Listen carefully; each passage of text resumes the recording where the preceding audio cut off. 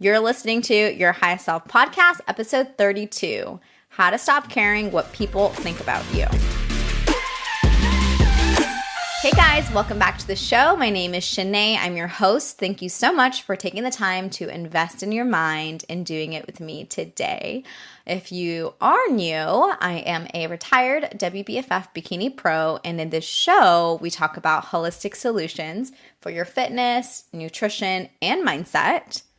Lots of mindset. We talk a lot about personal development here, and we talk about that for your journey back to your highest self so that you can embark on that journey with balance and love and growth. So in today's episode, this is actually a really near and dear topic to my heart because as a recovering people pleaser, worrying about others' opinions of me has in the past held me back considerably, like so much. And my husband jokes that I have a, what does he call it? A disease of caring too much what people think about me, which I think is hilarious. It comes up in different ways. I'm so much better now, but if you would have met me like 4 years ago, I was terrified. The first time he ever took a video of me for Instagram to film a workout, and I'm a personal trainer, I know what I'm doing. I was like getting tears in my eyes and crying because I felt so scared. I was like just worried about people's opinions and I'm not good enough and like blah, blah, blah, blah, blah. So anyhow, in today's episode, we're going to talk about, what this comes from, like my own personal, like where the people pleasing comes from, why do we care so much? And then I'm going to cover 3 key aspects that you need, no excuses, like you need to have these 3 things so that you can develop a confidence that allows you to stop caring about what others think about you. Before we get into today's episode, I wanted to invite you into our super secret Facebook group for the podcast listeners. It's called Your Highest Self Clients and Community. It's secret, so you can't find it on Facebook, but if you go down to the show notes, I have the link there for you, or you can be invited in from someone who's already in. So if you get in, then invite a friend so she can join you. The group is awesome. I have a monthly coaching theme. So it's an extension of the podcast as far as like what the coaching theme is. And this month's coaching theme is your highest self. And so today's episode is kind of kicks that off as we want to make sure, or we want to set you up for success for this month. And part of like being your highest self, as far as like what I've heard from my community is one of the things that you struggle with a lot is caring about what people think about you. So that's how the podcast and the group coincide. So join us in there. We also have Gut Health Mondays, so weekly recipe and then check-ins, and it's a lot of fun. So if you're craving a group of like-minded women who also think like you, we want to set goals and we want to empower ourselves, we want to shift our energy and be like conscious, then this is the group for you. So excited to see you in there. And without further ado, we'll get into the episode. So I think let's first start with talking about what people pleasing is and how people pleasing manifests into you caring about what other people think about you. For me, people pleasing really started because I felt more safe when I pleased others. So kind of like when I listened to my parents, I felt more safe. When my ex-boyfriend who was abusive and toxic, when I people pleased him and just did what he wanted and always kind of did that, then I was safe. And same with school. I moved 7 times by the time I was in 7th grade. So people pleasing was a way that I was seen and loved and accepted.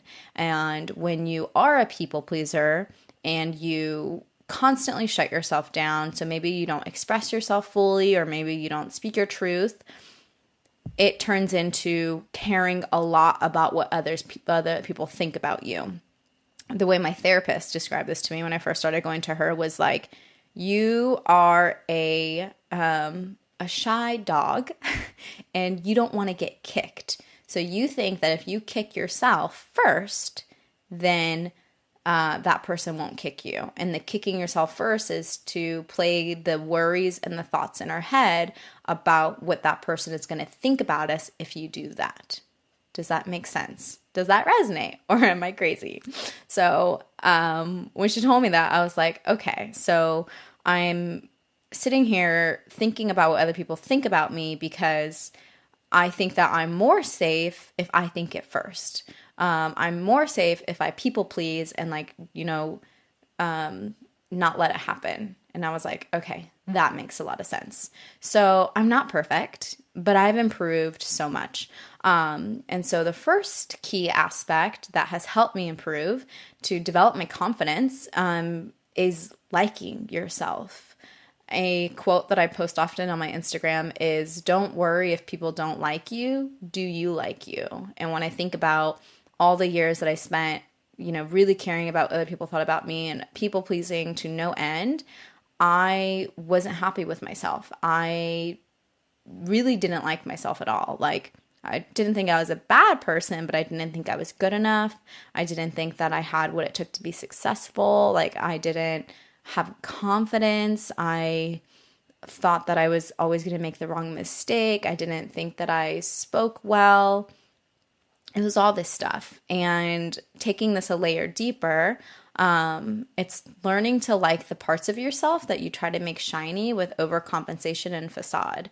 So a lot of my people pleasing and like trying to stay ahead of not having someone think badly about me was my personality. So when I would like meet parents of my friends or like boyfriends, I was overly polite, overly kind, overly likable, where I would try so hard because I wanted them to like me.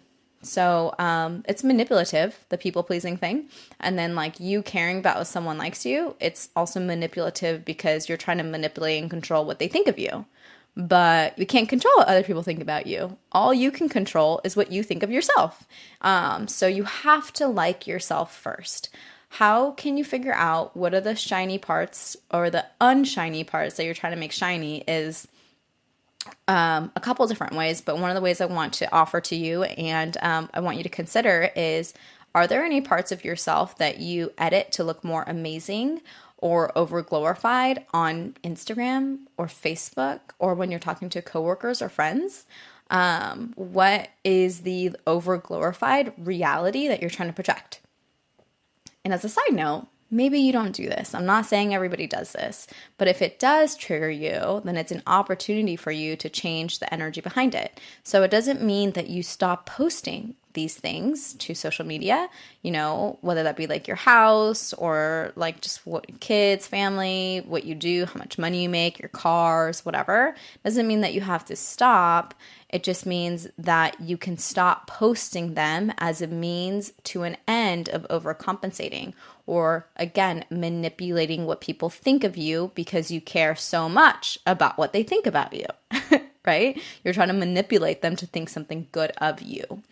An example of this, it's kind of a funny example, but when I used to want to be a fitness influencer, my husband and I, we would like go to the store and buy workout clothes, and then we would do a photo shoot, and then the next day I would return the clothes. And I cared what people thought about my clothes because I was posting new workout videos every other day. I never wanted to wear the same outfit twice because I was posting content, like valuable content. And of course, you want to post it with a nice photo.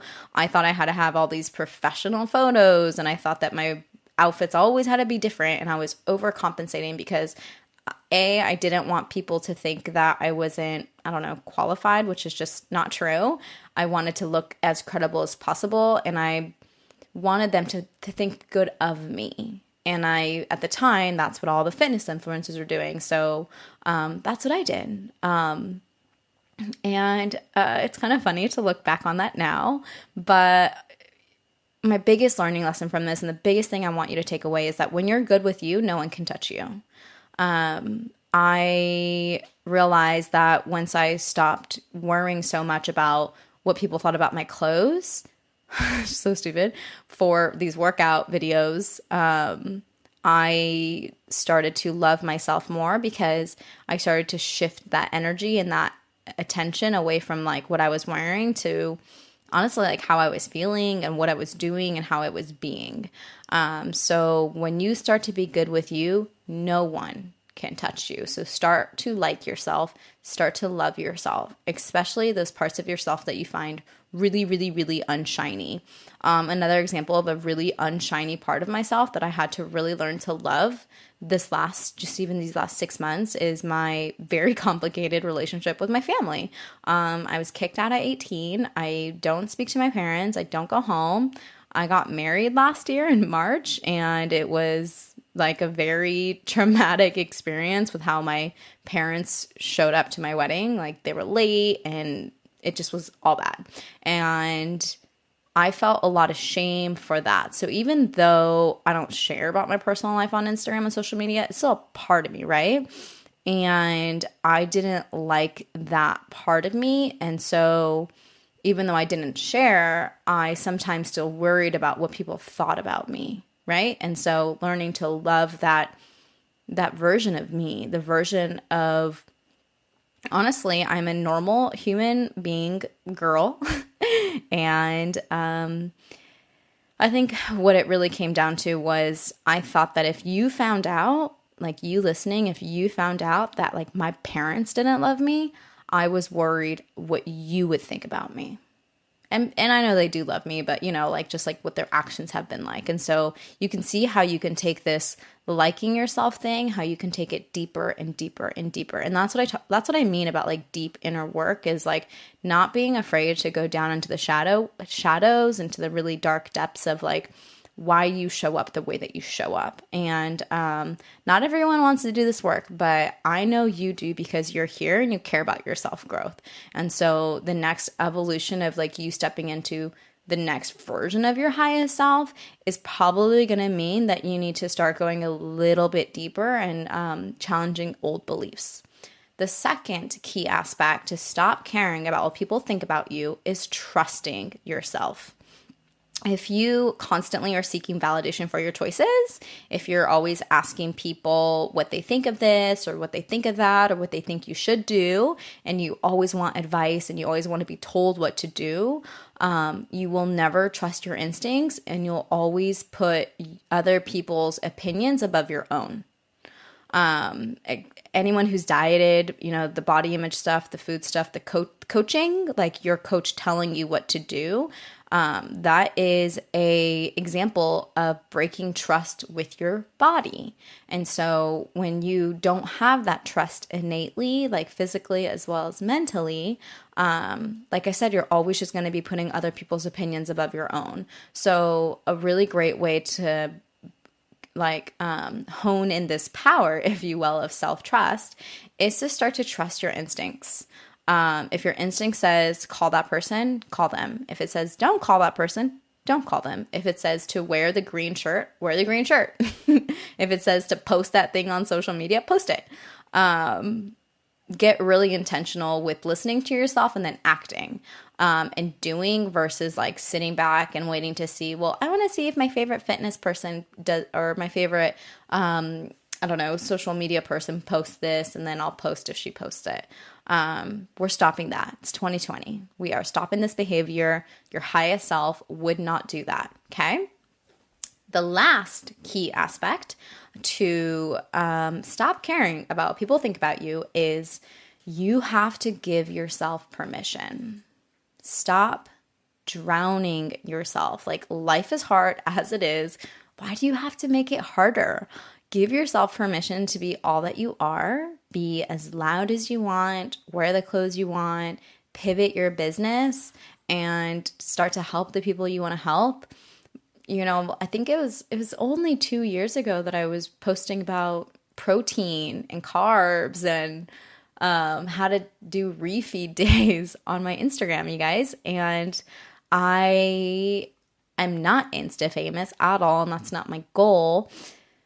But what I've been able to create for myself as far as like the impact that I make on people's lives and the yeah, I feel very fulfilled. I feel very good about what I do. I've been able to do that because I gave myself permission to speak my truth. I gave myself permission to pivot my business. I'm no longer coaching competitors as much. Like last year, I had 11 clients compete. This year, I'll probably have one or two. I gave myself permission to pursue life coaching. I gave myself permission to start mentoring other coaches and aspiring entrepreneurs and high achieving women. Like, start to give yourself permission to achieve the goals that you want to achieve, and doing it now and not when someone gives you permission. Like, no one is here to give you permission. You're just not going to find it. If you do need permission, then I will give it to you right here, right now. If you're like, I really just can't, Shanae, then, consider this podcast your permission. Like I said, stop drowning yourself. Like, do the things that you want to do. Like, stop this. Stop it right now. One of the questions that I really love to ask my clients, and that you will find in a special project. I think by the time this episode goes live, my project will be live, so you'll know what I'm talking about. But a really special question I ask my clients is, if time and money and social expectations, or not social, if time, money, and the opinion of others weren't a thing, what would you work at achieving? Like, what would you want to achieve? And whatever that question is, like, the answer is, do it. Do it, do it, do it. For me to answer that, I would be a motivational speaker. I want to speak on stages. I want to host events. I want to host retreats. I want to host intimate, small retreats. And I also want to host huge venue full of people, hundreds and hundreds and hundreds of women. I want to bring everyone together for a weekend of empowerment and self-growth and personal development, like Rachel Hollis style. So I'm giving myself that permission and saying it is scary here on the podcast because the old me would have said, well, what are they going to think about me? Who am I to think so big? Blah, blah, blah, blah. But I don't have those thoughts anymore, because it doesn't matter what you think about me. It matters what I think about myself. And when I die, I want to die knowing that I did my absolute best, that I lived my life to my full potential, that I didn't let other people's opinions affect me or stop me from chasing the goals that I wanted to chase. And at the same time, I have no attachment to my goal.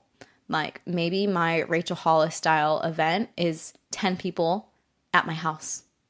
And like, I feel the same amount of love and fulfillment doing that as she does. So that's a whole nother episode. We're going to talk about detaching from your expectations and your goals, so that when you do meet your goals, you can be happy. That's a whole nother topic. So anyhow, give yourself permission, trust yourself, and like yourself. Those three things are what you need to start doing and what you get to start doing in order to develop the confidence for yourself to not care about what people think about you. And a side note to this is that you may always care about what people think about you, but when you develop this confidence, that thought is... Actually, I think you will stop, because I've pretty much stopped. It really doesn't affect me anymore. And even if it does pop up, I'm able to squash it, and I'm able to shift. I'm able to still move forward and act in that face of fear. And that's really what I want for you, is to be able to do the things, stop procrastinating, get the things done, and start to take those steps forward to achieving the goals that you want without fear of other people's opinions or that you'll fail or whatever. So I hope this was helpful. Take a screenshot, post on your story, and tag me with your biggest insight. I'm so excited for life. I'm excited for life. I have so many fun, amazing things planned for you, my community this year. It's going to be a great, great, great year. And yeah, anyhow, I'll see you guys next week. Same time, same place. Don't forget to be your highest self. Bye for now.